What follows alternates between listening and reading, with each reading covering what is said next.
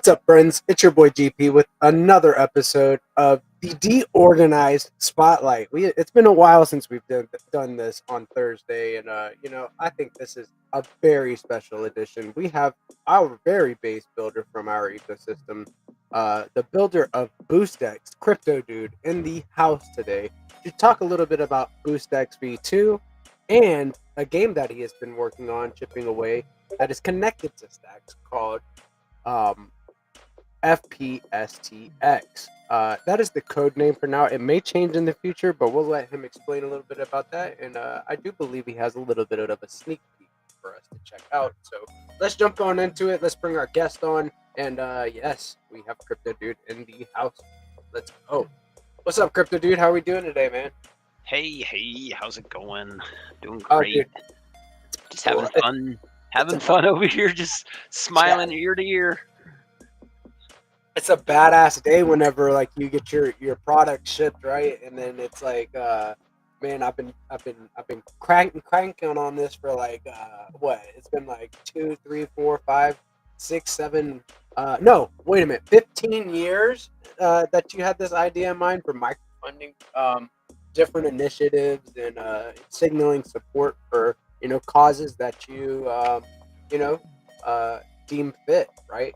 So I've been pursuing SocialFi basically before I even knew really what Bitcoin was, and basically it is right around the time that Bitcoin actually started is when I kind of started on this journey, and it's been a long road, but getting to the point where Stacks was able to extend the functionality and programmability of Bitcoin was critical, and then getting BoostX obviously integrated on X and integrated with existing wallets and smart contracts. It's most definitely been a journey to say the least, but I feel like $1 million because I have all this mental bandwidth or mental space that I like I've been holding, like feels like I've cleaned out the old fucking filing cabinet in the brain. I've been able to finally dust off some of those files I've been sitting in there for over a decade, and feels nice. Feels really freaking nice. Not gonna lie. So yeah, I would imagine so, dude. Like it's kind of like whenever you clean up the files and the cache on your computer, and it starts to run a little bit faster, and then you have space to do other things, right? Whereas oh my god, exactly. My creative juices are just flowing, bro. Because exactly. I've been able to like finally be like, okay, we've got past V2, yay! It's out there. Thank you, baby Jesus. Baby Jesus, thank you, baby Jesus. I appreciate your support and always being there with us in spirit. Let's go, dude. I get it, man. You're one of those types of builders that is always cranking on something, always tinkering. I call you a tinkerer because if there's an idea that somebody pops out into the void, right, and it's just like an idea, you don't let it get lost. You're like, maybe I can crank on that a little bit and tinker with what I'm working with and kind of incorporate it into what I am doing. So that's something that I really have enjoyed seeing about your process, is that like any idea is a valid idea, and then you at least try to take a shot at it, right? And if it's not, then if somebody has an idea and it's not so like valid, it might just inspire you to think in a different way, and you're like, well, what if? And then you create a completely new and innovation from it. So feedback is so critical to the whole process, because obviously I've been working on this for quite some time, like I said, but it's been an iterative thing, like I've taken people's feedback along the way and refined the idea and taken it to the the next level and whatnot, and then people are like, oh well, what about this, what about that, and I'm like, oh yeah, really good point, I didn't think about that. And then it's been an evolution of an idea for sure, but the core nugget has kind of remain true. It's tipping crypto on socials and doing it real time, and then having more control of basically the service fee as the sender, so that way you can help not just microfund who you're directly tipping, but also microfund different entities that you believe in. And there's more to come, obviously, with BoostX. It's not just like done. I'm not like, well, we're good on BoostX now. But BoostX V2 is, you know, basically there, and we're got more features to add in the V2 era. We got V3 and V4 already planned that have significant upgrades of their own. You know, we're talking about boosting with yield instead of principal. We're talking about crypto cash mining integration. There's a lot coming with BoostX, but super relieved to see this all come into functionality and form finally. Like, it's been just living in my brain this whole time, and it's like, oh. Yes, dude. Really, you feel like the shoulder tension. It's like you start to feel like this. Oh, like, dude, like, my shoulders are still like relaxing over this. Like, they like, I didn't even realize how much how much tension I was packing over the years for this. But hell yeah, dude. Yeah, congratulations, by the way, man. I know that you've been really, working hard on this with CryptoSmith. Big shout out to CryptoSmith as well. I know that John D is actually kind of like underneath your wings as well. So I know that he's in good hands and he's trying to learn a little bit as well. So big shout out to John D, trying to get involved, so. Oh yeah. It's really cool, man. His feedback, he's always first to respond on feedback. He's most definitely provided insight that's been critical, and like every bit of information that people provide is taken with open ears, so to speak. Right, So it's a consideration, so like even if somebody sees a process on BoostX that could be a little bit more streamlined or a little bit more intuitive, speak out on it, right?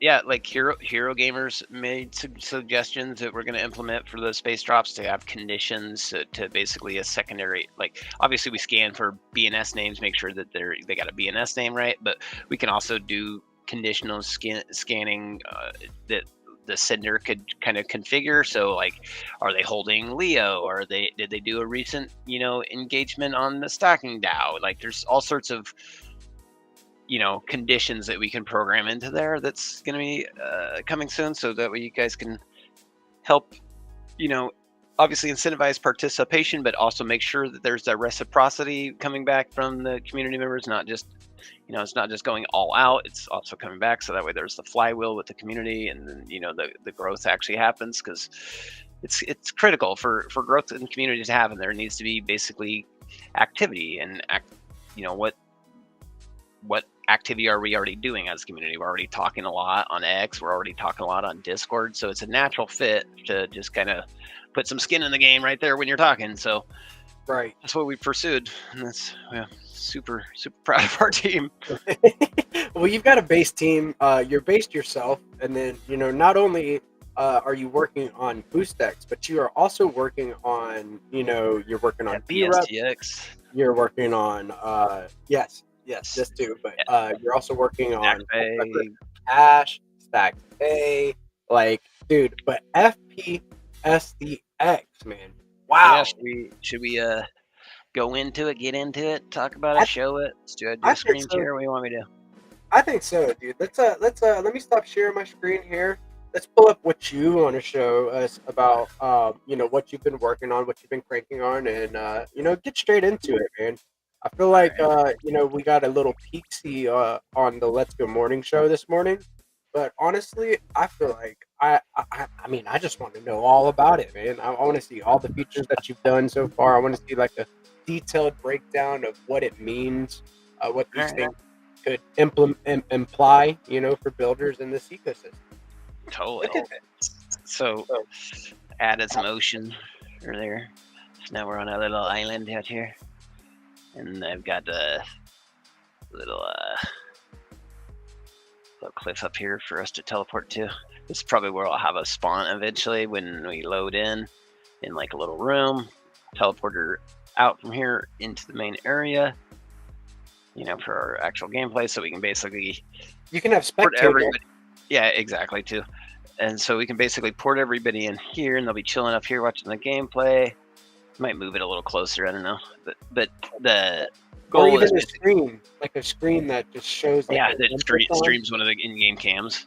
That's totally doable. Or even like button that cycles through different cams. Or a bot that walks around in the map that is the referee that can see the different angles. Or just a cam that's on a constant 360 rotation around the map like this. Exactly. And you can just literally follow it. Hell yeah. But basically we're going to think about probably spawning people in up here and then have them in like kind of a container. So they have to meet the conditions to get out of there. So we can be like, okay, everybody go do a boost, and then you can teleport out, right? We'll teleport out into the gameplay. And then, basically we'll do whatever out here in the gameplay. So as you can see, I've been experimenting with, textures. This is material painting on the landscape, basically. It's a blended material. Got some examples of different things we can do on here. Got a little reload or a little ammo fill here, obviously, because this is a third-person shooter. But let's get right into it. Let's launch this. So we're gonna open this. Let me also pull this over here. It loads me into the level by default because that's the way I have it for testing. But I need to quit the main match, or the main menu rather. All right, so let's see here. I really need to get the full screen set up, but I kind of just being lazy. It's not being lazy, dude. Like, no, you have plenty of things to crank on. Yeah, resizing a window is not that big of a deal to me at the moment. But so let me make sure I'm disconnected first, actually. And I love the little animation of the Unreal Engine to the BoostX rocket. I think it fits right on brand for exactly like kind of how you have Discord to BoostX. Exactly, but now and Unreal options. Engine. And the options page, actually. So if we go to option, hold on, I'll show you the options page does that too. Yeah, options page is options got, as well. Got the grain. Look at that. The settings. I love the animations and how clean the user interface is and anyways, yeah, you get the idea there. So let me close that. Let me just open that. All right, so I'm disconnected. I need to unify these buttons into a single button that toggles its label, but not a big deal. Yeah, not a big deal right now. Yeah, exactly. We'll click connect. This is the proof of concept stage that you can connect stacks to a video game. Exactly. So we're going to connect with my SP3W blah, blah, blah, blah. It's going to do its thing. We'll see over here. I need to kill some of these debugging messages, but there it's got my user principal, which is actually what's set in that game instance, and the user address, which is set in the main menu instance, or the main menu runtime. So basically, to transition the principal address from the main menu to the player character in game, we have to basically take it out of the main menu and then transfer the variable into the game instance and store it in there. Because when we transition from the menu into the gameplay, essentially the variable for our principal address that's essentially determined while we're in the menu, that variable is essentially kind of like gone once I close the menu and transition to the gameplay. The only way I can transition variables from menus to like gameplay itself is like either through a game instance or like game controller component, but basically the game instance is the best way to do it. So anyways, we're gonna create a game here, and I'm gonna oh, you got multiple game modes. I see that real quick. Yeah, we got capture the flag, we got team deathmatch, we got kill confirm, we got rush, we got conquest, and free for all. All the main ones, yeah. And so I'm gonna put one bot in there. I'm gonna lower his ass down to a recruit though. Hopefully you put another spawn point. No, I didn't. I'm totally. That's what I was actually gonna show you, kind of like how this all like. Oh, I should probably move the spawn. So let's show you how to move the spawn point. That shit. Oh, motherfucker, got me again, dude. I was just about to say this morning, right? Another Colin 5, you cocksucker. Go clip. I need to fucking get a shotgun. Hold on, I need to pull out the shotty. Yeah, so that way it's like a one hit. Like boom, yeah, I got a chance on this fucker. Oh my god. Oh, it keeps spawning you backwards. Got him. Boom. Fucker. And then now you need like a little audio cue that says boom, headshot. Yeah. Where is he? Oh, and he's like moving around trying to. Oh, dude. Yeah. So the bots are actually like not just like standing there. They're literally working. The bots are working. He's gonna try. Get home. Get home. That's for earlier, you son of a bitch. Stay in that box. Dude. All right, I'm gonna fucking teleport the fuck out of here before he kills me.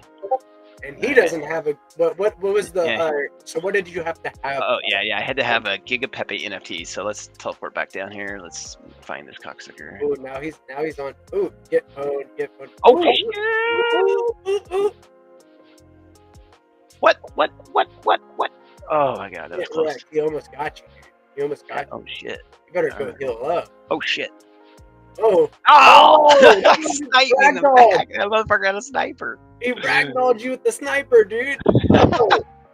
That's crazy. You better be camping in that. Okay. But it's really cool that you're able to get a better vantage point and say you have a sniper and you own a Giga Pepe V2, so you have that advantage for and within the game for owning a certain NFT is the point of that, right?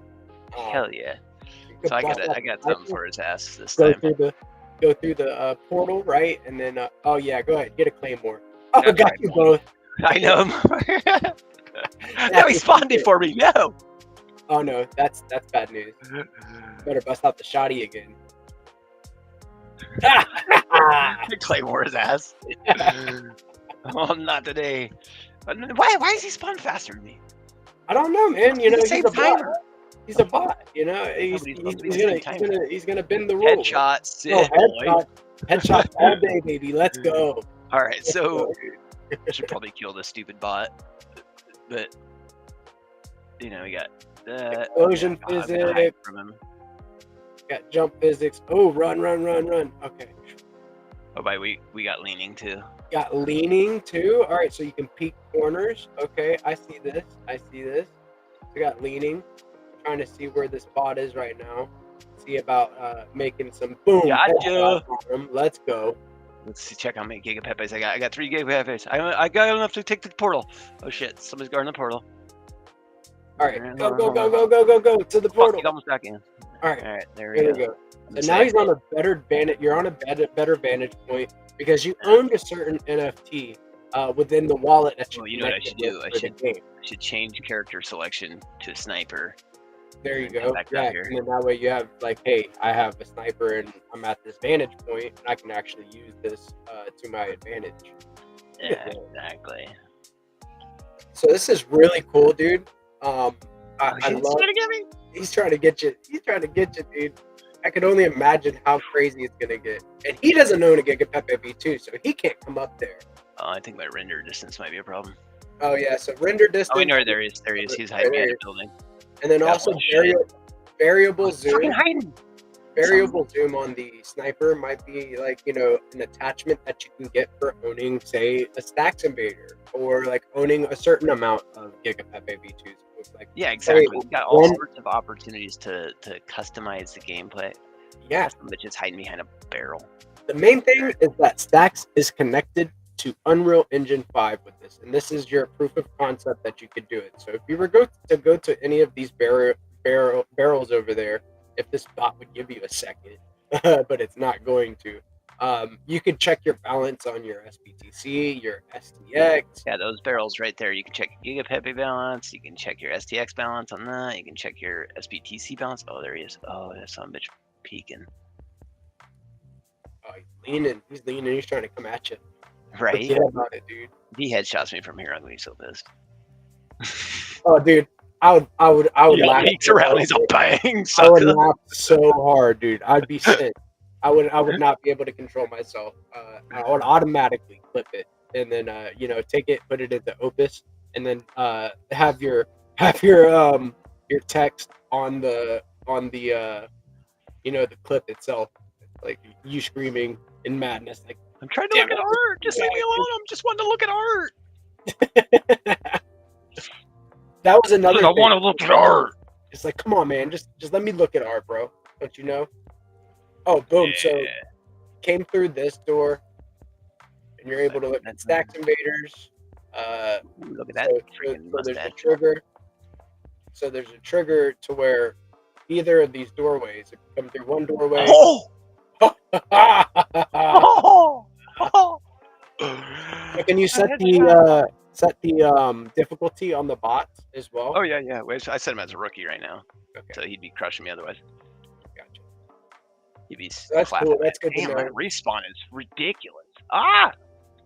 And another thing is like I could see a game mode where like you have like a horde mode that you're trying to like beat all the bots, right?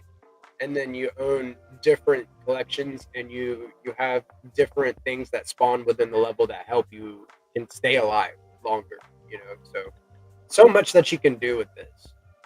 Yeah, so have I done a recent boost? Let's see.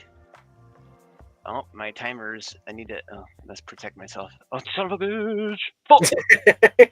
With the sniper too. He got up close and personal. Actually, I think he meleeed me. That son of a bitch.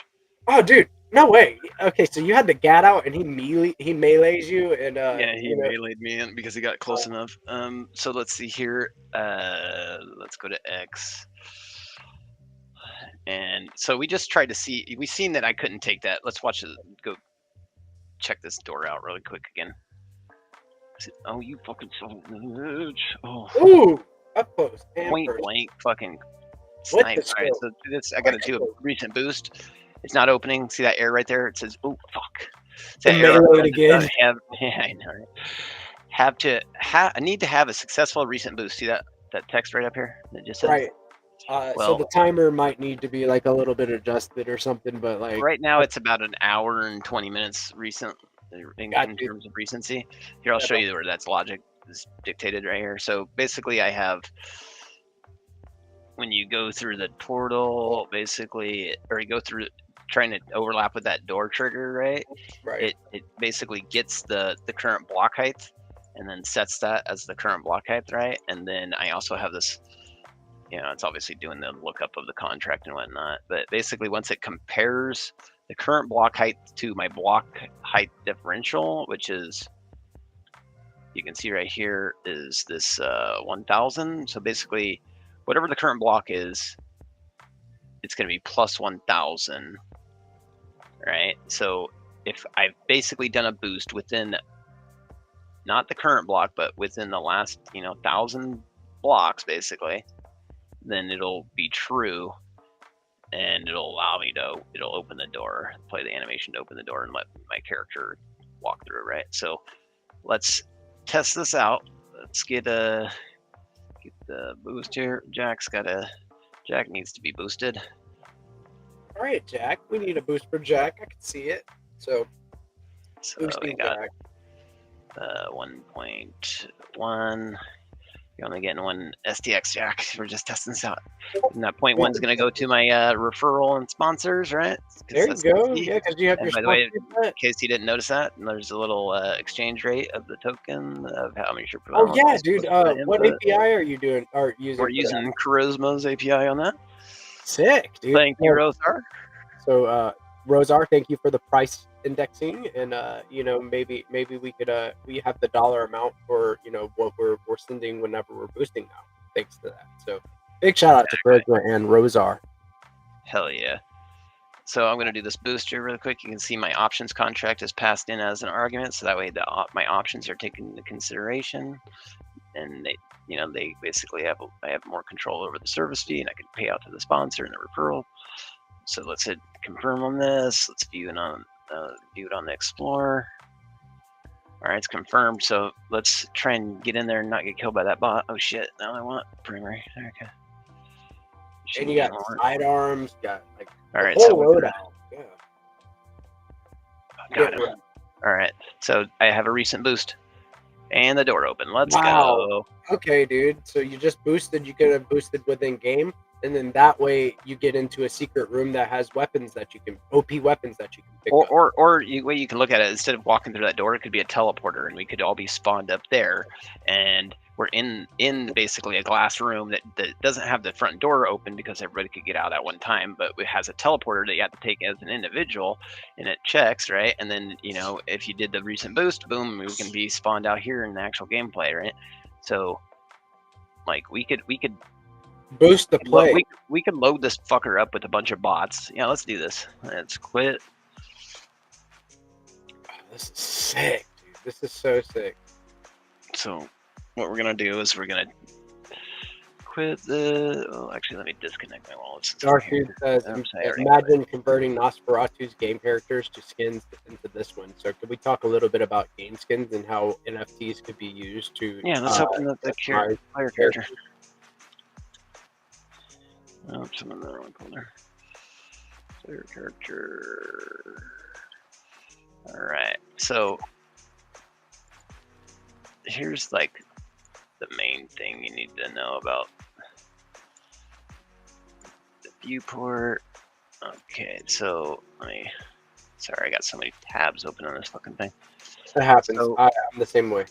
This is basically the character model, right, that everybody gets.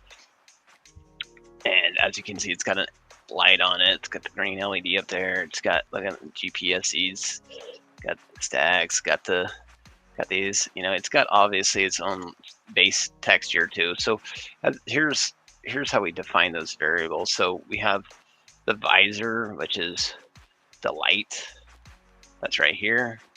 We can make that, you know, this.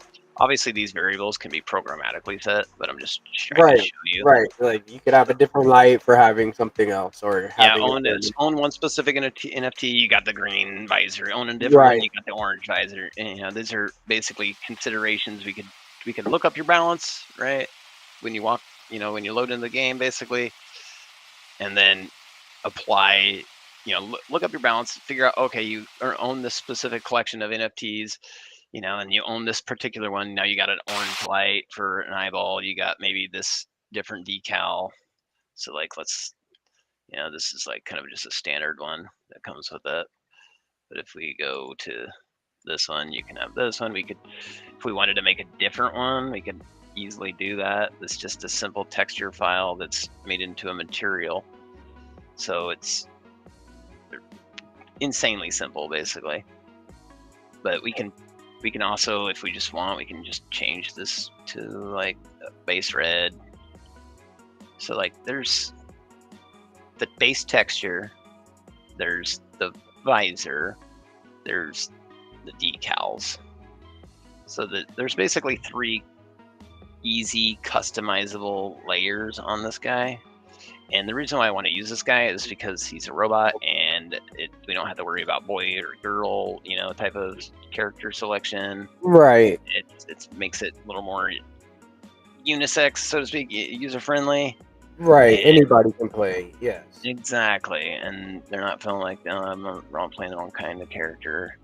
And you know, obviously, as time goes on, we can add other, you know, skeletal meshes and heads, bodies, like characters, all of that. You know, I'll show you some other skeletal meshes that I already have. They're not implemented, but I'll show you.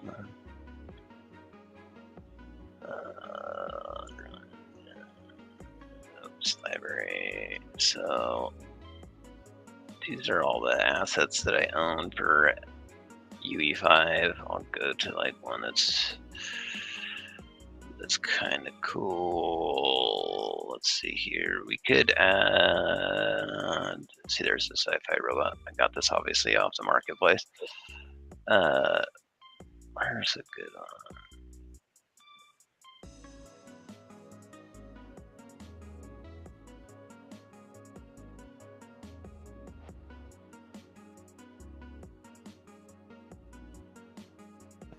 All right, so there's a zombie. I want to find out where the fuck is the cool one. There's a really cool one. It's not the mutant.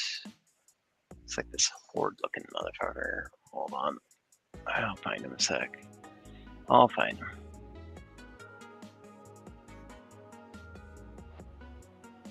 Really?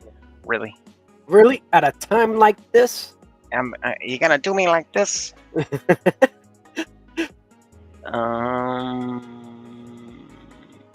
Fucking seriously?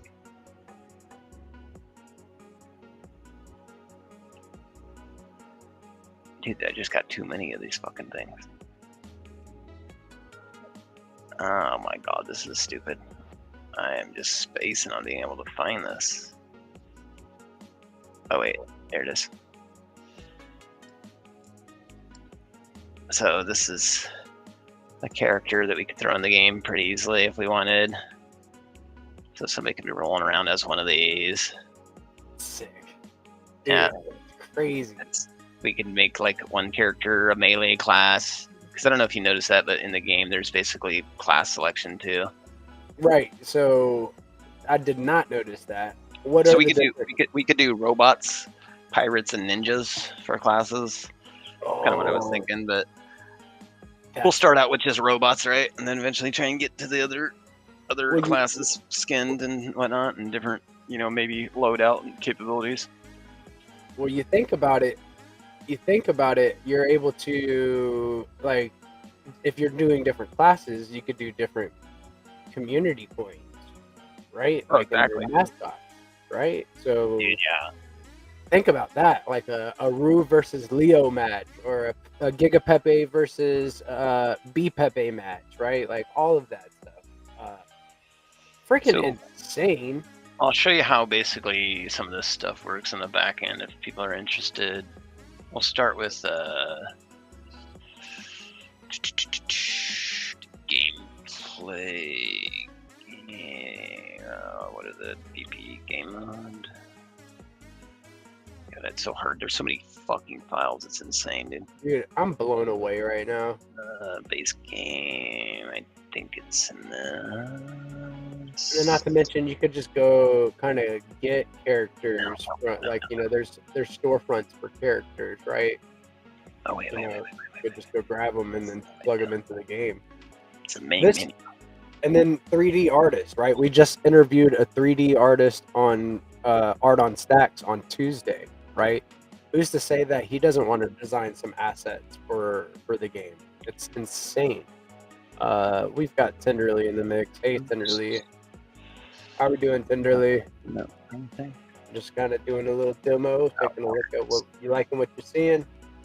Alright, and then we go to graph header, and okay, so this is basically the logic on how this right here, this chunk is basically the logic on how the wallet part of the logic. There's more to it than this, because we also have custom React code that's on the ue5.boostx.cc domain that's helping bridge the authentication.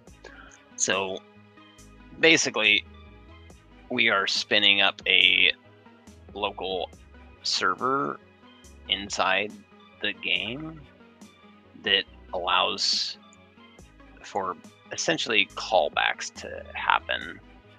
So basically what we need to do is we need to listen. So when we first click connect, we're basically calling a URL with the BoostX root URL. It's the UE4 or ue5.boostx.cc root URL, some root args, and some additional arg parameters. You can just look at this as like the URL being called, right?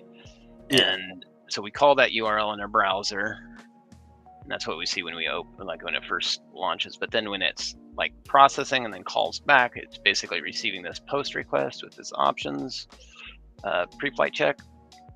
So we're basically making sure our headers are good for our pre-flight check, and then basically upon the response from the callback. So basically this is what's happening when after the user hits confirm, right? We're taking back the body and we're converting it, the body string into JSON, and then we're extracting out the different objects. Well, the object nesting, really, it's basically just drilling down into the properties, right? And so basically we eventually get to the main net address, which we set to this principal here, this variable here. Obviously it's got default nothing, but we set it here, and it's a public variable, and then we pass that, and we're basically getting the game instance, and we're casting as the game instance, basically. So we're basically passing this set variable from inside the menu into the user address variable inside the game instance.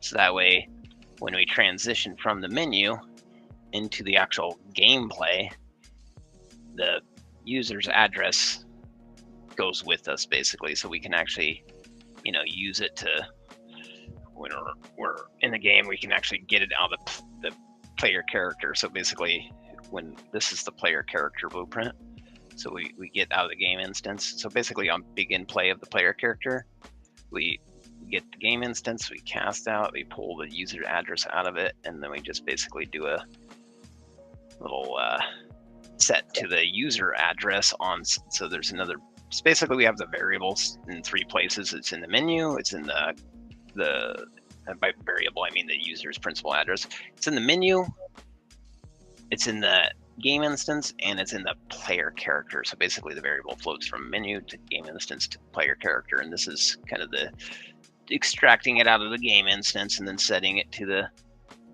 the player character variable of user STX address. And that's what we print when we enter the game. Your address is this. You've seen that when we get in there. But now that we have the game, this user address STX variable set within here, we can, you know, it's essentially living in the player character, right? And so that means when we go to like our free for all, oops, if I can spell, oh my god, free for all 2, where is it? Free for all 2 map. Yeah, save. So when we come in here and we open our level blueprint editor, and here you can see basically at different points in time we're casting as a player character, and we're taking that, we're extracting basically their user address out of it and then using it as a parameter and different things. So in this one, this is when we try to do the smart recent boost. You know, we're basically hitting the trigger, fetching the URL basically to get the block height, taking the response, setting that block height as a variable, and then we're continuing along. Then we're going to get the user address out of the player character, use that as a variable in our API call to basically, this is what I like to call the dank API, where we're basically using the player's address as the from address in this API called the hero, where we're also checking to see if it's calling this smart contract and this function name. And basically, I probably need to actually verify the success on here, but those don't ever really fail. So yeah, I need to add another prop in here to verify success. But the return here, or actually never mind, I think I do the response of success. Yeah, I did it over here. Sorry, getting ahead of myself. So basically the response here, we basically take the object, we, you know, this is, by the way, this is the response from when we're trying to look up the most recent transactions of this smart contract from this address, right? Or from their player address. And so with the results, we look for the you know, transaction basically, and we verify its status is equal to success, and we verify that it's within a specific block range recently. And if both of those are true, then that means the output of this is true, and that means we do the actual, you know, animation to lower the door. If it's false, then it basically says, you know, we just print the screen, you need to have a successful recent boost, right? And so hopefully that breaks it down for people, how the authentication kind of works, how the, you know, the call to the UE5.boostx.cc bridge, and that, you know, invokes the wallet connect, and then the wallet callback comes back to this, you know, the server that's listening here, and then, you know, the variables are set and passed along through the game instance into the player character, and then from the player character into the game level. Brilliant. Fucking brilliant, dude. And then this, like, all is like, so that's the guts of what everything we were just looking, like everything that we were just looking at, you know. Yeah, everything that was dependent on me being able to like trip these. So it's like, see this little white box right here? Right. Yeah. This little green box. The grass wall. Yeah. Wall. There's the glass wall itself, but then there's the little trigger box right in front of it. That's those little green lines, right? It's basically another wall, virtual wall. It doesn't actually have collision, but when you go across the plane, it triggers an event, right? And that's this overlap event right here, right? Well, each one of these doors has their own little overlap event, right? So basically, when we trigger the overlap with our character, when our character basically transitions over this little plane, it triggers the overlap call on that event, and then whatever's attached here is what's going to happen. So we're basically doing the logic to verify that player character's principal address has had a recent boost, and then if true, play the animation to actually lower the sliding glass door, so to speak. That's just basically animation sequence. So I had to create an animation sequence and then bind that in there, but it wasn't that hard. The animation sequence are pretty freaking easy. Yeah, it's like just sliding down right now. But yeah, it's basically creating a time here. I'll actually show you. Here, let's go to. Because you can make that anything. You can make it like it's just all about like kind of like the texturing the objects in the game and like doing different effects to it. After that, like the guts work is the biggest freaking deal to me, dude. Like that, it actually just it works. It freaking works, bro. So this is the very base case of what you're seeing, and it doesn't even look like it looks great. It looks great already. Just seeing the animation sequence. See this? I can come in here and modify the animation sequence itself.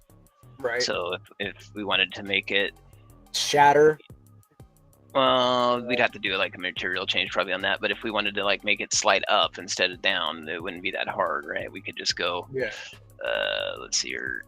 Delete this, or actually, you know what? We'll just delete these transforms. Why do I have two transforms? Oh, that's so weird. Dorothy is transforming twice. Oh wait, that's what the hell? That's so strange. That is so strange. I have to remember. It's been a while since I've done these sequences, but basically, we're transforming its position, its location, from these coordinates to these coordinates, right? And we're doing it over a 2-second period. And so we're basically just assigning an actor to the sequence. That's the door. And then we're, at 0 frame, we click this little, well, it'd be like right here, you click transform, or you can even click location, but just click location here while your bar's right here, and it'll put the dot there. Then just slide your thing over here, just physically slide your door down, then come back over here and click the little dot to add your second dot there, and then save. You're good. At that point, you basically created your 2 keyframes basically for your animation, your animation sequence rather. And then you can use that animation sequence in, whatever context you want. You just basically drag this to one of these play nodes. So, yeah, dude, we got lots we can do more, obviously, but we have already a fair amount done in terms of examples. So, like, if we wanted to, add another teleporter, super easy. Wouldn't even be that hard because I got everything organized over here. Yeah, you've already got it like pretty much like. So we got I got the NFTs collections gallery over here. I got the different doors have their own folders. So basically everything is nice and organized for us. We got these balance barrels over there. Same thing. We're just tripping that little plane. Their player character, and then it renders this is the trigger for that one. We go to the balance checker for the barrels. Whenever you name this map, you should name it POC, proof of concept. POC. All right.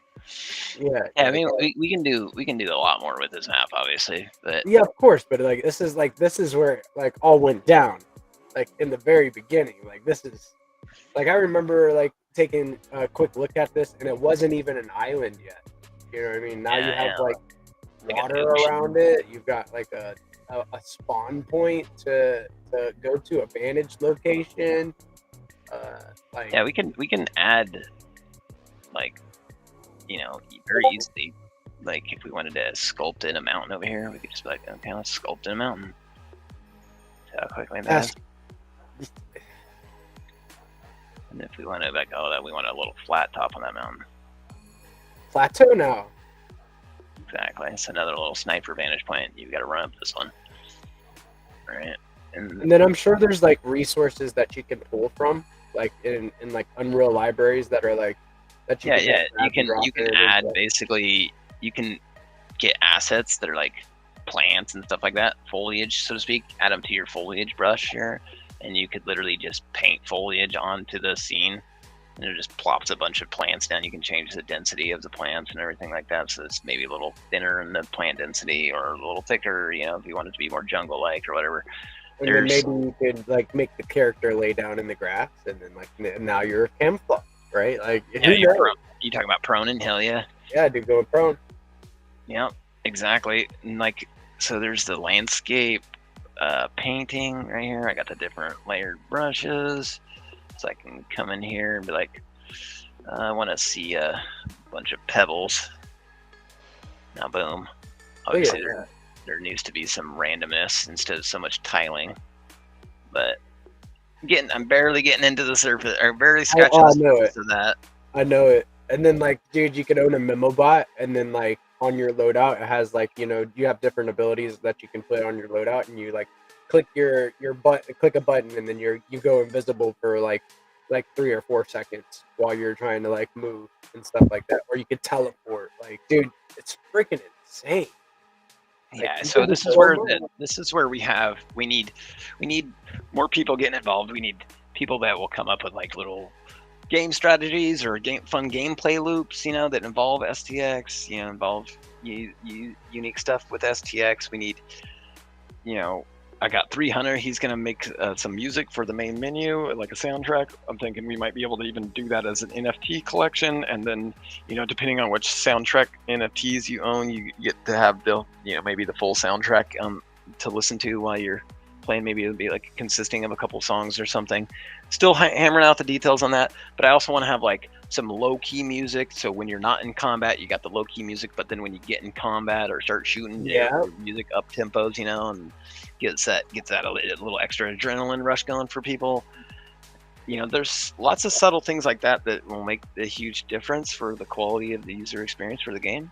And I think we have like a lot of people that are talented in the ecosystem that can help provide feedback, help provide, you know, music, help provide, I mean, I'm sure there's got to be people out there that are down to make textures, down to make freaking models, animations. Like if you got Unreal Engine, or if you got UE5 skills, or like, you know, animation skills with, you know, UE5 skeletons, like let me know. We'd love to have more people get involved on this project, because yes, dude, we already got a ton of projects we're handling. Yeah, so. Got a lot on the plate. You got a big plate, but you have like, dude, yes, sir. So I've got a question from Trip here. So, do you have to work in a low-code environment in Unreal Engine, or can you actually write it as code? No, you can write this as C as well, or you can use C++ as well.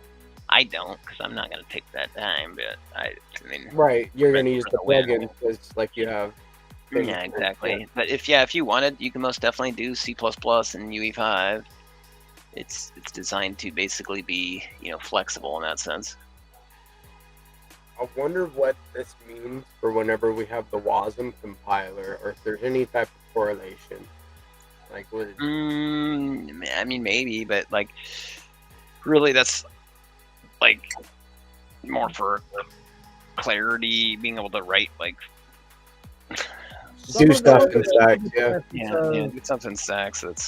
some of the benefits of the WASM compiler will be speed and efficiency on transactions, which will benefit the effect of transactional speed and stuff on gameplay. Heck yeah. Yeah, I'm sure there's upgrades that will bring all across the board, but it's hard to know how that'll shake out without seeing it more in play, you know. But we got plenty that we can already work with, you know. Like WASM is potentially, you know, awesome in terms of getting more developers involved, because, you know, it helps facilitate the language they may prefer to, you know, work with. But I think we basically have, like, I mean, between BNS, SBTC, and Nakamoto speeds, and freaking everything that's coming down the roadmap, and like the SIP31 that's just got approved, and like, I mean, we're primed to crush it in stacks, and I'm just trying to do my part. Hell yeah, dude. You know, this inspires me to, like, I'm gonna look into like making 3D models now. You know, this is something that I've been fascinated with for a while. But after like having our artist, his name is Love for Gaia, LFG on the Art on Stacks. He was the guy that we interviewed this week, right? And he does 3D modeling with his art, and he does generative pieces as well. So like, he knows a little bit about code and stuff like that. I think it's really cool, and I want to look into, you know, making some different characters and, you know, maybe some game objects and stuff now. Yeah, just make sure that when you're doing character models or whatever, you're following standard UE5 skeleton rigging, so that way it's easily able to be ported in. Right on, dude. And before like, you know, we wrap and stuff, did you, without the bot kicking your ass and knocking you out of the game, did you want to show the STX check balance and the balance? You should be setting the stage. Yeah, dude, because that bot, yeah, I mean, you're like, I was being scared. No. Dude, the spawn location, bro, the spawn location was like, okay, and then he just headshots you, dude. And he spawns in before you. It's crazy. Yeah, that's the luck of the draw there. So we can move the first player spawn. Let's actually move all these spawns. Actually, which one am I spawning as first? Player start or player spawn? I think it's BP player spawn, but no. It's hard to remember. I'll just move this one out, and then I'll move this one there, and I'm gonna assume that this one is me. We'll figure it out in about 2 seconds, won't we? Yes, we will, dude. Like, we're gonna see, like, whenever the bot is like, I'm gonna fucking get clapped by these bots. I know it. Yeah, you're gonna get clapped, bro, dude. Oh shit. But yeah, I mean, there's a way to spawn in without bots too, right? Yeah, but where's the fun in that? Instead of I don't know, like safety. Instead of a bot trap, it's a bot clap. Exactly. Oh, you get them bot clapped, dude. That's not a good look. Oh shit, dude. So what you've covered is like that you can easily gate things. You can make different abilities. You can you know, give people, like, say, for different on-chain actions, you know, power-ups. You could go check your balances. Like, by the way, in case you didn't notice, it didn't prompt me to connect my wallet because I didn't disconnect the previous time, so it remembered the session. So it just was like boop boop back and forth. Well, boom! You don't have to reconnect every single game. Well, you still should. You still should, but it's that you're not going to necessarily have to click connect on weather, because the session, it may still be there. And it's the way the bridging works. It's kind of hard to explain, but just, you can think about it as always click the connect button, but you might not have to click connect over here every time if you didn't disconnect when you left. Right. Okay. So, create game. But you would urge people to, like, hey, disconnect, reconnect, stuff like that, right? Yeah. Okay. Cool. Yeah, that should be I should probably write in when they closed, it automatically disconnects, but it's kind of hard because it has to call back and then there's nothing to receive the callback. So. Right, it's just it's another piece that you gotta put in there. All right, let's see what we got here. Oh shit, I went. Oh my gosh! Oh What my God, happened? It's a bottle orgy. They're all. I could. Why the fuck did it spawn me in there? It spawned you in a bunch of bots, dude. I can't get out. It's just a fucking death trap. Hold on. And they're all just like, don't die, motherfucker. You're a fish in a barrel. You can't get out. yeah, you ain't getting out of there, bud. I'm sorry. It's so funny. All right, let's try this again here. So many good clips. That's actually better content than if you were just a dead eye and killing all the bots anyway. It is, dude. Right. Made for great content just now, dude. That was a great clip. All right, so we're gonna throw this one over here. We're gonna throw this one over there and over there, and this one could be back here somewhere. They all spawned on one. It's like, yo, I've got 5 teleporters or spawn points in here, but no, we all picked this one. Yeah, I know. I probably need to rework my spawn logic, but we shall see. Yeah, that's the moment. And maybe we're gonna have twice as many bots on the same spawn. No, I'm moving all these spawn points out, so nobody should be in there basically when you start. Now you might. They're all fighting each other too. I saw that. True. Yes. So there should be a little bit of a chance to survive. Survive. I will survive. It's like the Robert Downey Jr. in Tropic Thunder. Survive. His hands are all blown off.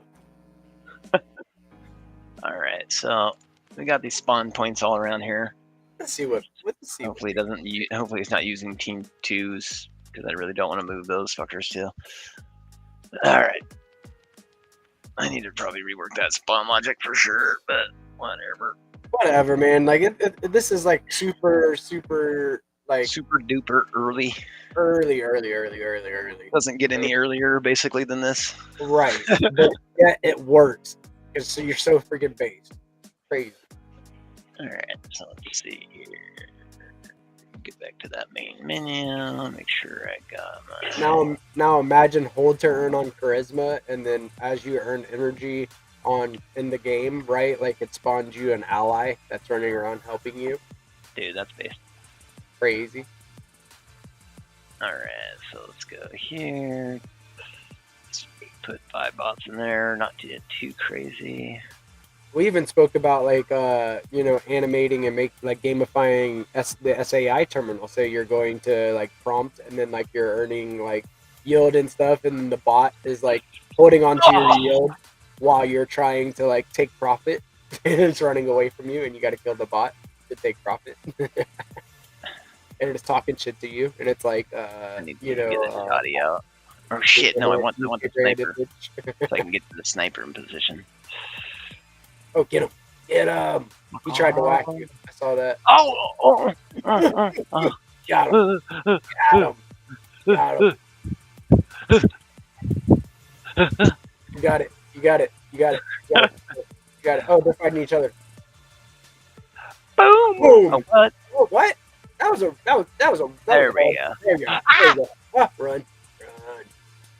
Where's he at? Get to the teleporter. Get to your vantage point. I love the lean mechanic too. Like, dude, sick. Okay. I gotta check my balance first. Let's go for it. Oh no! Do I got enough Giga Pepe to make it through the portal? Okay, I got 3 Giga Pepe. I can make it through. All right. He's got the Giga Pepe. All right. We're gonna lean. Make sure. It's oh my god, that was clean. That was clean. That's clean.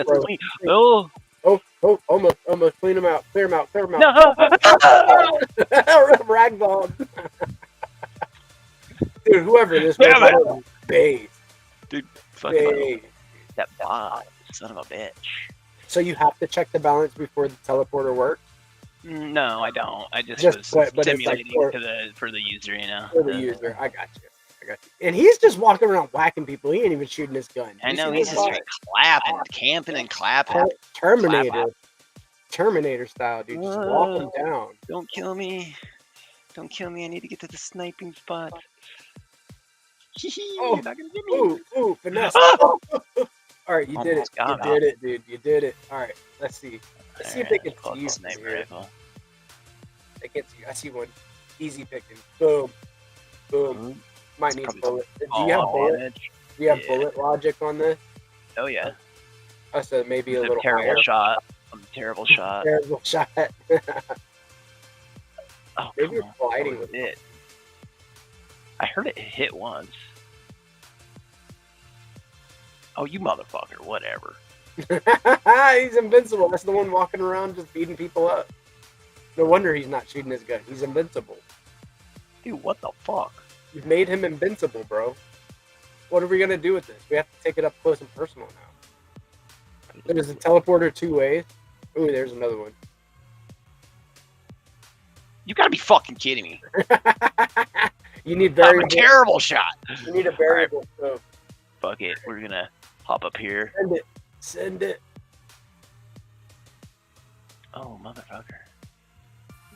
Your bullets are like doing like banana damage. Oh, this is pistol.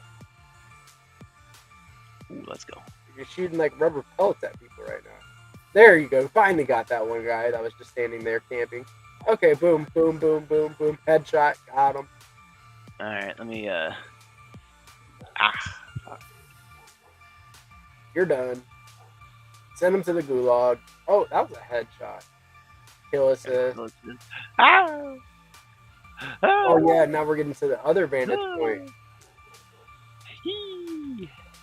Trying to avoid getting shot by him running. Wild. All right, come on, get up. Get up. There you go. All right, now you got a great vantage point. Crouch. Yeah, but oh, got the crouch mechanics in there already, too. Get out of here. Come out of that room. Boom. That room was like a kill box, dude. That was crazy to see. And he looks at you. They're like, where'd you come from? He's like, hey, did you shoot me? Oh. Like, hey, I see you over there. He's like waving at you. They're shooting. Fucking owning these sons of bitches. Dude, I'm tied for first right now with 17. That Oliver 10 is fucking killing it. He must be camping in that box. He is. Dude, you see him? He just poked his head out. There he is. Got him. Boom. Headshot. Oh, and you just popped in like a whole bunch all that. I wish one of them would go over there so I could be like, fucking boom. Oh, blow him up. Yeah. It's like they see you over there, but like they're like, hey, how do I get this? Oh. Let's go. Did you win? Oh, yeah. Let's go, W ski. So we've seen the like winning sequence as well. Mm-hmm. Looking fantastic, man. Was it like was it timed or like first to a certain amount of kills? First to 20 kills. Awesome, dude. You came back strong, man. I must say, and I can't not wait to spectate some of these matches. We're gonna do like streaming surrounding this and like. Yeah, dude. Check this out. I'll show you the ocean really quick. See what this looks like in game. I can see it, man. I can see it.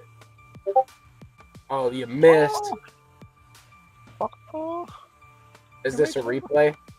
No, this is me playing again. Oh, again. All right. Yeah, next round started already. It auto rolls into the next round. Okay, so like it doesn't have to we don't have to go all the players. Like whoever doesn't back out, you can play again. Exactly. Go into the water. Yes, you will die. Death barrier. Oh. Like, well, yeah, robots in water. It makes sense. Short circuit. Makes sense. Yeah, exactly. I like the logic. Let's set some claymores up against these suckers. See what happens. Oh my god, what is?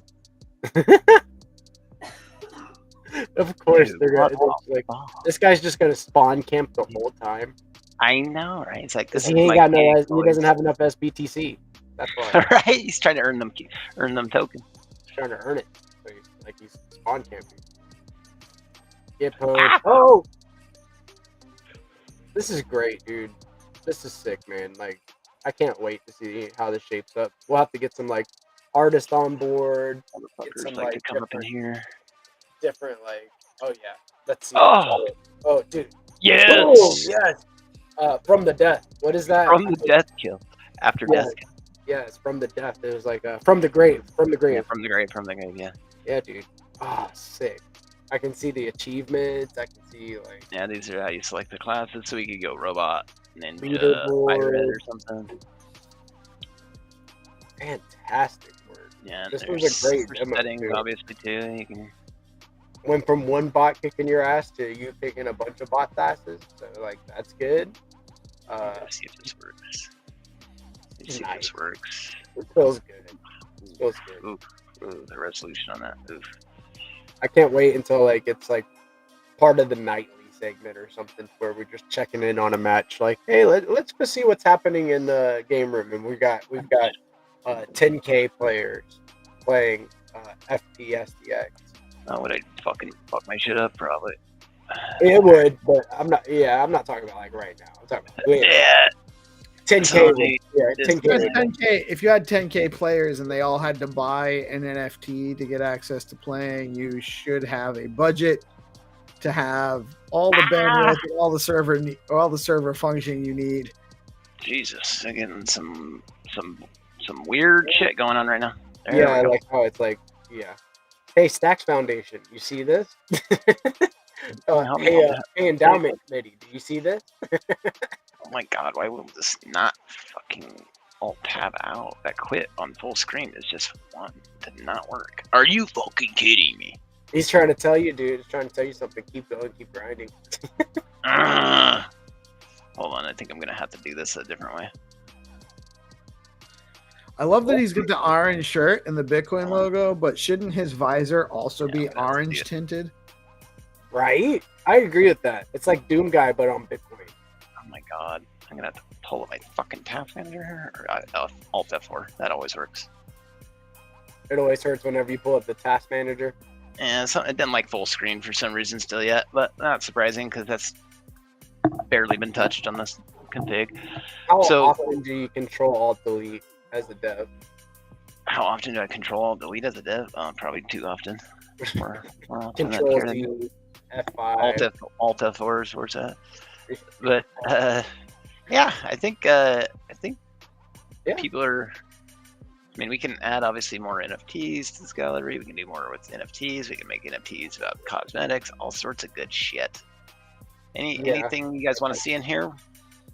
So I think some sort of tunnel, right? Like maybe a tunnel through the mountain, like through the hill.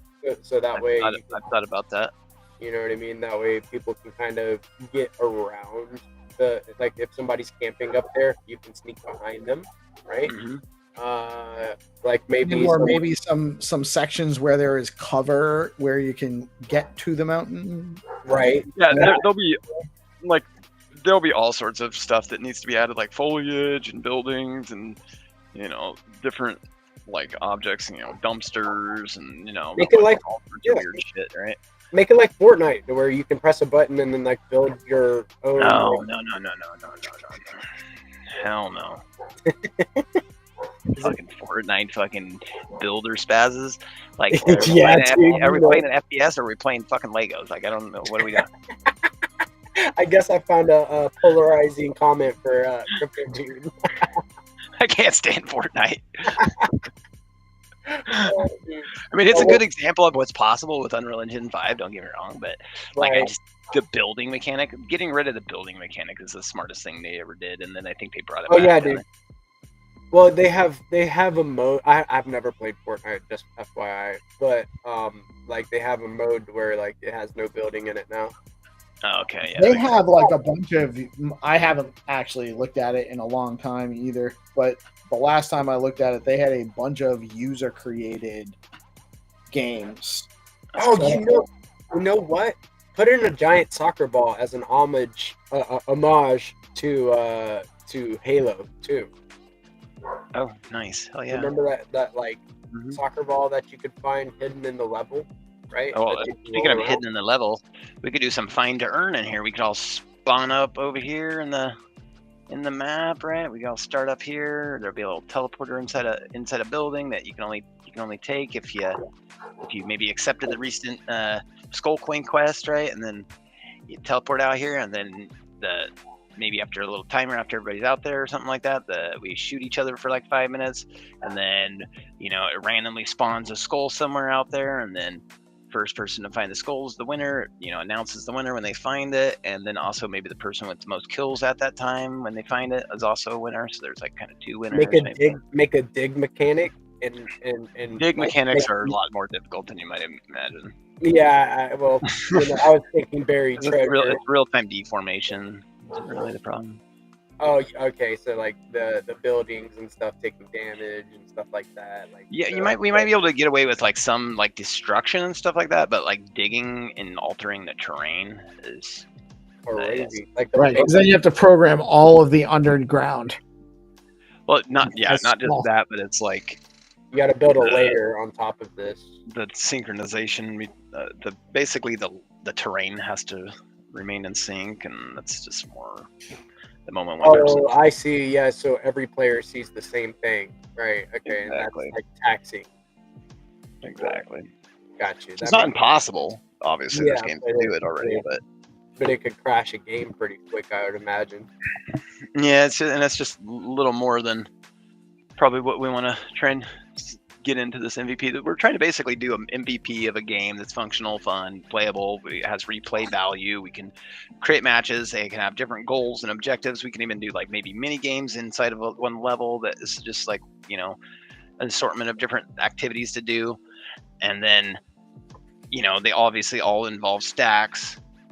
And we show this out as a use case functional, and then we also provide the documentation on how to basically do similar things in your own game, basically on Unreal. So that way I can. What about owning a stacks invader and it spawns in a banshee somewhere? Yeah, dude. We could literally do quite literally anything now because we have integration with the stacks wall. You can literally if you hold do function calls to basically like, oh, I want to come over here and press a button and then maybe do a mint of something. It would open your browser to confirm your transaction, but you could because it's not a built-in. It doesn't have a built-in wallet. So you can have it be where a GPSC V2 gets you a certain type of weapon loadout or something, and a little more in the game, you could actually trigger a mint for a GPS V2 if I wanted to, as long as I had enough funds in my wallet. I could mint one for 4.2 STX and then get the loadout. Exactly. I kind of look at it like it'd probably be better not to do weapons per se, unless the weapons are just skins, weapon skins. Pay to win is not people are pretty anti pay to win, but pay for cosmetics, they like that. I guess it depends on if you make the weapons that you get would have to be balanced power or something like that, right? Yeah, but I mean, just there's different things you could do that are absolutely there's endless possibilities at this point, really. Some type of trap whenever that's actually what I was thinking, a trap that like you drop into lava. If you're like, imagine you're running away from somebody, you're like, oh no, don't kill me, but you hold something that is like a specific NFT that doesn't, and then you walk over the trap and it doesn't set it off, but when the person that doesn't hold the NFT falls you across, the trap gets set off. Or a trigger that you can walk up NFT is basically your path to safety, like the safe side of the bridge, so to speak. Or just like a giant hand, right? Like you have an NFT in your thing and you walk over one of those triggers, and then it just goes smashes everybody in a certain area, and it's just sitting there in the sky. Oh, like an AE fucking god ability or something. Yeah, like there's like in the clouds you have some clouds to hide it, right? And then it make it look like just an comes arm, down, smashes people. arm, yeah, like a big fist comes down out of the clouds and just smashes an area. Call it like an airstrike. Call it an airstrike, you know? Hell yeah. Yeah, these are the ideas I'm talking about. There's like we all play games. I mean, most of us anyways, and we've all experienced fun gameplay loops. So, and we've all probably experienced gameplay loops where we're like, oh, if it just did this too, it'd be so much better. And now this is our chance to like have some say in that. Like, you know me, I'm not gonna be like, nah, we're doing it my way. If it's a good idea, we're gonna take it seriously. So I'll say one of the things that, and I'm sure probably many other games have copied the model now, but the bots in Fortnite is actually what helped them. Not just the bots, but the prevalence of bots that were able to give lower ranked players or lower skilled players the satisfaction of being able to actually play and win. Kind of similar to the whitelists on Find to Earn. It's to give new players an opportunity to actually play the game before they get discouraged. So I would definitely incorporate that kind of a model, making it, cheap, easy bots to play against early on when you don't have a lot of regular players, so that there's always something to go do. Totally. Yeah, and I like the idea of like having like one big level with a bunch of mini games in it, and those mini games have different degrees of difficulty, different degrees of conditions to participate in them, but different token or NFT communities. Exactly. Like we could have over on this corner of the island something related to Leo, and over on this corner of the island something related to Rue, and over there something related to Pepe, and over here something related to STX AI or whatever. We could literally have like kind of like missions, so to speak, like dailies. Honestly, there could also be a section that's related to stacking DAO and Bitflow. Like you could absolutely add that branding in. Should it be so desired? Yeah, if people are popping in the game and we want to maybe help get some liquidity, maybe we can do a little in-game advertisement for some of the ecosystem platforms. I'm not opposed to that. Yeah, I would think I'll be generating revenue. Exactly. And then like the point systems like that they have for using their platforms, if you incorporated it into some sort of like thing in the game, right? Not only What about Burn Bob? You gotta come in here, you gotta have some Bob, you gotta go to a fireplace and then click on the fireplace to burn Bob, and then it opens the connect. It opens obviously the function call through BoostX, because this is not a wallet baked into the game, obviously. Right. But you could be like, oh, I'm going and play the game, burn a little Bob, and go over here and shoot somebody, and I can gloat over them and teabag them, and then call it a day. Yeah, dude, I love the idea of a visual representation within the game of different on-chain actions. Like it sounds so much fun. I feel like people would do it. They just log in for the day and like, hey, I gotta go burn my Bob. Walk over to the bottom fireplace, or like maybe make it like like the ring that you throw into the volcano from Lord of the Rings.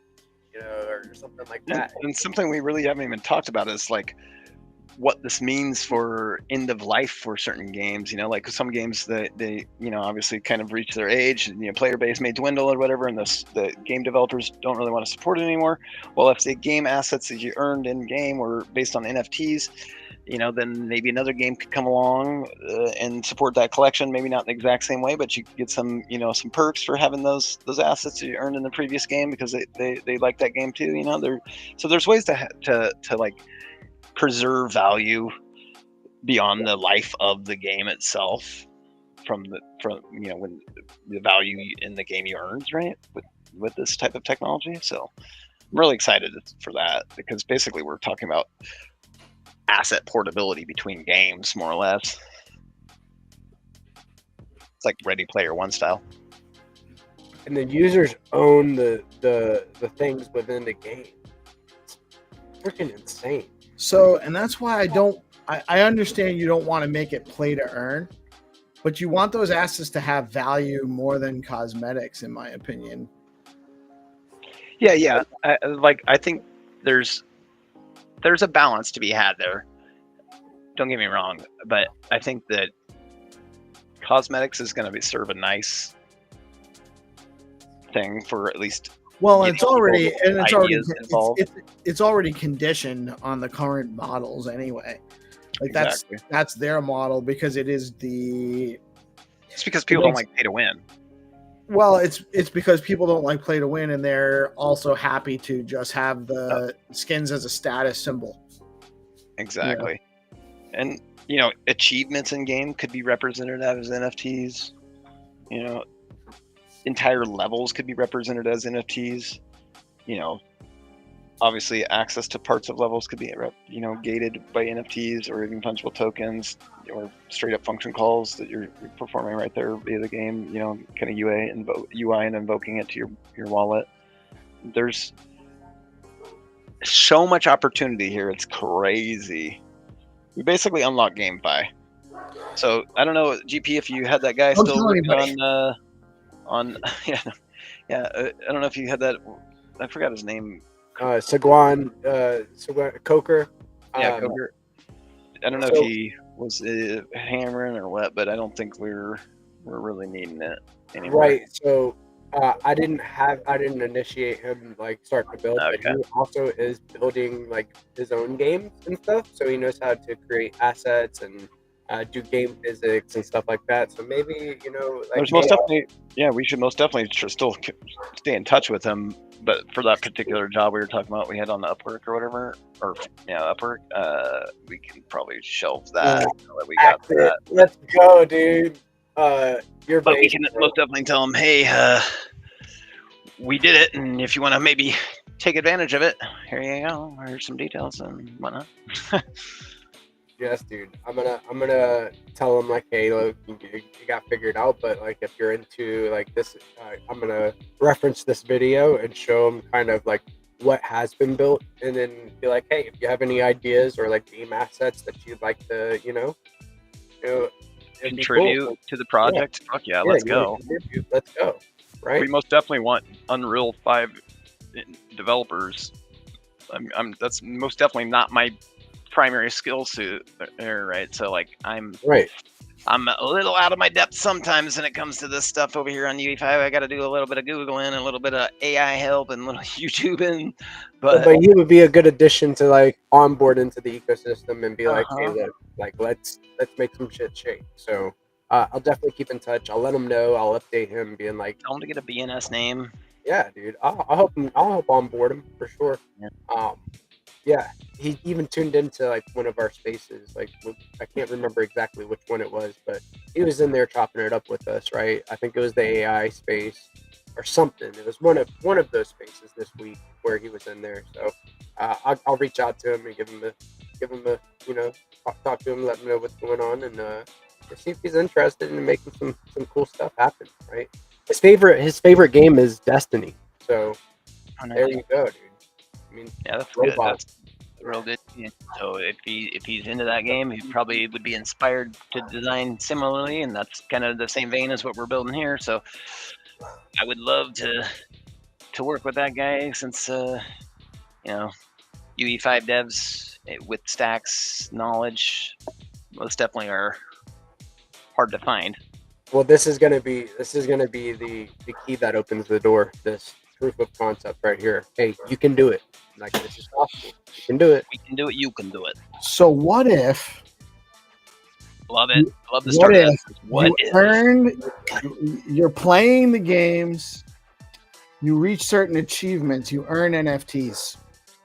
Those NFTs then down the line can unlock more powerful weapons or added advantage stuff, and you're not paying to win, you're earning it. Yeah, that makes sense for sure.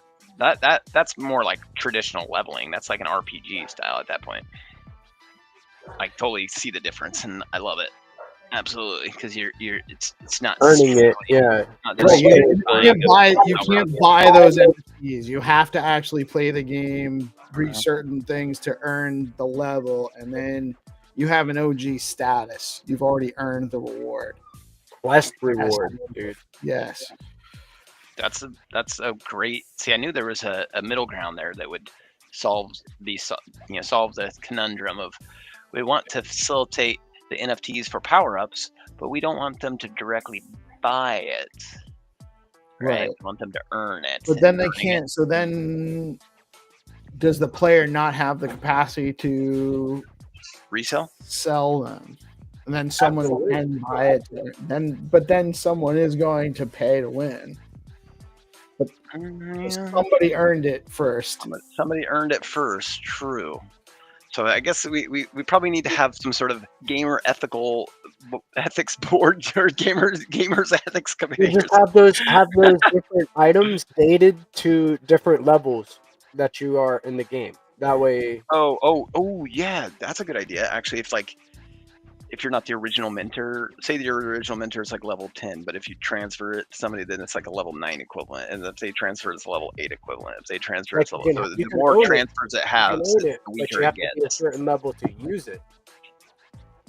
That too, but you could also make it to where the more it's transferred, well, here's the thing, though. It is, so to if speak. I can't, if I sell it to somebody, but then it diminishes the value of me earning it as the earner. No, it retains the value of you owning it as the earner. But the thing is, too, the pay to win is now the players getting paid by other players. And I see that, but you want some sort of diminishing return in there, so that way the person is not giving straight equal power away, because they're not the one that earned it. So like you would want a diminishing return on the power, basically every time it trades hands to a new owner, essentially. Yeah, but then you don't have that same so with like CS:GO, right? Like those skins, some of those skins go for a pretty penny, right? Well, the skin could stay the same. I'm talking about the power of its bullets or whatever. So the earner gets a power up. They can sell it. It's also a skin. Mm-hmm. And then they can sell the skin. The skin comes with limited action, so you still have to have a certain level for the power up to kick in, maybe. Right. Yeah, there's most definitely some sort of combination of level, player level and or weapon level and or skill level plus. I mean, to really prevent like pay to earn, you'd really want to have some sort of diminishing factor on when it's resold, basically. So always the best items are going to be the ones that are earned, not the ones that are bought. Sure, that makes sense. But you don't want it to be a zero. It could be a diminishing return, but you don't want it to be a zero return because that takes the market away. No, yeah, you'd want it to like deteriorate its efficiency by like 10% or something per trade of hands. So that way it's still effective for like the first couple of trades, but the more amount of trades it gets, the more common it becomes, basically. Well, right. I know that in other games they've used just like a leveling system, basically. Like you can own these items, but you can't use them until you're a certain level. I'm still a fan of that route. It's where that route makes a lot of sense too. Yeah. It could be that the power up diminishes by a certain percentage until the holder reaches a certain level. Too. Right. That you have to get to a certain level to earn it. You can then sell it on the market if you want to. But if you're buying it and you're below a certain level, the power you have to earn getting the power up back. So there's this thing on Ordinals called Satoria, where it's kind of like a PvE type game to earn different. I'm gonna look into it. I'm gonna look into Satoria here. Let me drop Satoria. I've looked into this game. I've been fascinated with it for a while, especially the type of artwork that.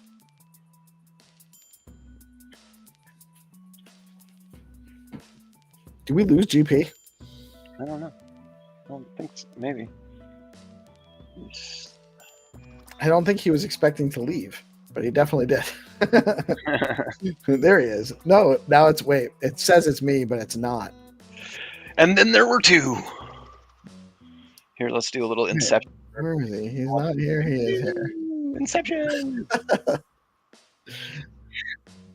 Great. So, there he is. Jeez. Man of the hour. Or if I go to Satoria while I'm trying to stream, then it will crash my browser. I didn't know quite what you said. You disappeared. I was like, did he say he was leaving? Because he left. I said I was going to I'm going to play Satoria. a game. Bye. But yeah, so Is it 10 minutes to 3 already? Yes, dude, it is, dude. We've been chopping it up, bro. But yeah, like so Satoria World, take a look at that. That's one of the things that like I want to kind of maybe do like as far as a game connect. They do very well by like holding ordinals and like they have like their own runes and stuff like that. And I think their setup is pretty cool. I just got to look into how the leveling process works and using different items and stuff like that works within their game. But yeah, this is badass. I like that we're hashing this out right now. You ever seen that game Chained Together where you have to like be linked with somebody and then you got to climb a fucking really high in the air and you know basically not fall or whatever? I think it's called Chained. I think it's called Chained Together. Chained Together. Yeah. I'm pretty sure that's the name of it. Me and my wife used to play that, and well, let's just put it this way: we stopped playing it because we were arguing too much. He's like, you ass! You come on! You jumped when I told you to jump. It's like, come on, fuck, what the fuck? Here, let me see. Chain. Yeah, that one's not. You know how they say couples that game together stay together. Yeah, that's true, but probably not on that game. Not on that game. Yeah, dude. But so that game is hella fun. Not gonna lie, it was like toxic fun though.